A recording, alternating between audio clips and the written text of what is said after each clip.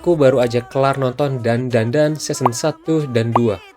Ceritanya aneh, chaotic, tapi super fun dari awal sampai akhir. Cerita ini mengikuti dua karakter utama kita, Ken Takakura atau lebih dikenal dengan Okarun, dan Momo Ayase.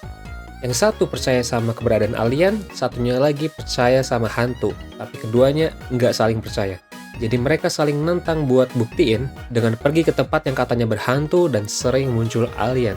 Dan ternyata dua-duanya beneran ada. Dari situ kita dibawa ke dunia absurd di mana hantu dan alien sama-sama eksis. Ceritanya mulai dari kemunculan nenek Turbo, hantu nenek-nenek creepy yang nyolong batangnya Okarun. Dari situ perjalanan Okarun dimulai, ngalahin Turbo Granny dan ngambil lagi harga dirinya. Tapi sayangnya Golden Ball-nya masih hilang.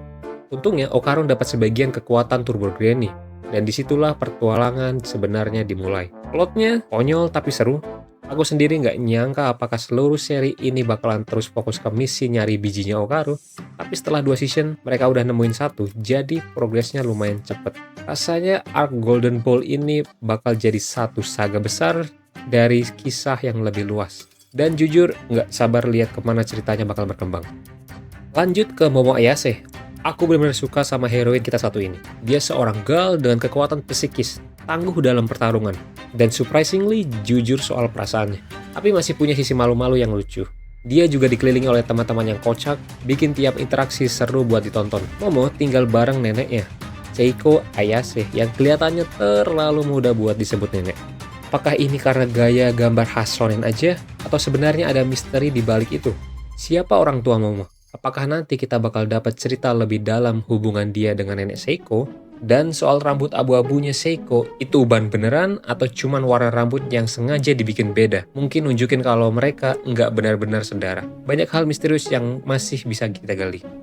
Dan aku suka chemistry antara nenek Seiko dan nenek Turbo. Dua nenek yang nongkrong bareng ketawa di depan TV. Seiring ceritanya jalan, makin banyak karakter baru yang muncul. Manusia, hantu, yokai, bahkan alien.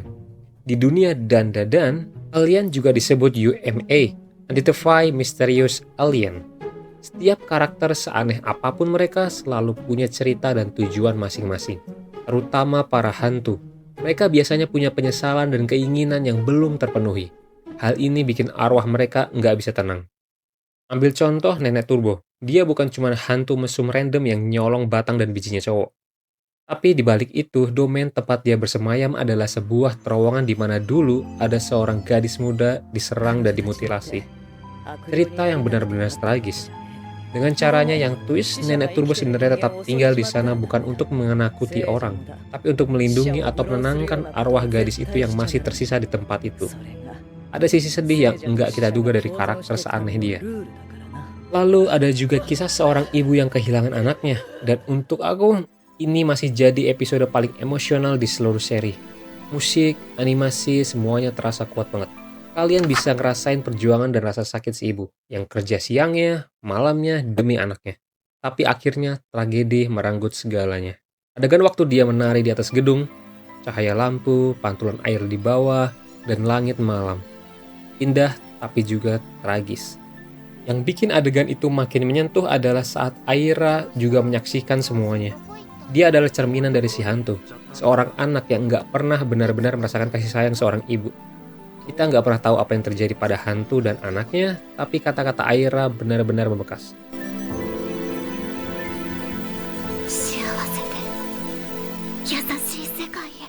Kalau hantu di Dan melambangkan jiwa-jiwa yang belum tenang dan penuh penyesalan, maka alien justru kebalikannya.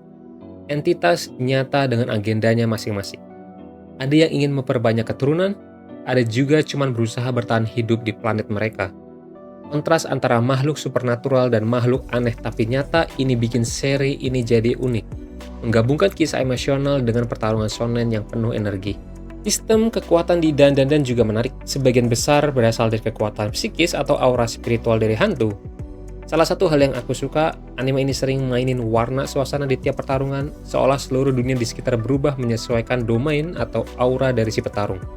Favoritku adalah Okarun dan Evil Eye, merah dan ungu. Selain itu, ada juga pertarungan yang enggak kalah memorable, kayak nenek Seiko, yang nunjukin skillnya sebagai spirit medium. Dia bukan cuma karakter pendukung, dia bisa bertarung, pakai jimat, dan bahkan ngalahin musuh lewat strategi cerdasnya. Terus ada juga momen-momen tag team. Okarun bareng Momo, Okarun bareng Aira, atau bahkan bertiga bareng-bareng kabur dari situasi berbahaya. Beberapa adegan benar-benar chaos, kocak, konyol, tapi anehnya tetap seru banget buat ditonton. Yang menarik, seri ini tuh nggak terlalu ngandelin serangan bernama, kayak kebanyakan shonen. Satu-satunya yang masih kuingat cuman serangan kombonya Kindaka, dan tentu saja serangan legendaris Okarun di Squad Attack. Squad yang sama dari latihan harian nenek Seiko yang paksa dia lakuin. Push up, sit up, back up, extension, dan squat. Masing-masing 100 kali. Aku mulai mikir, jangan-jangan latihan absurd itu bakal jadi power up baru ke depannya. Tapi jujur, penghargaan attack paling absurd dan keren jatuh ke satu nama.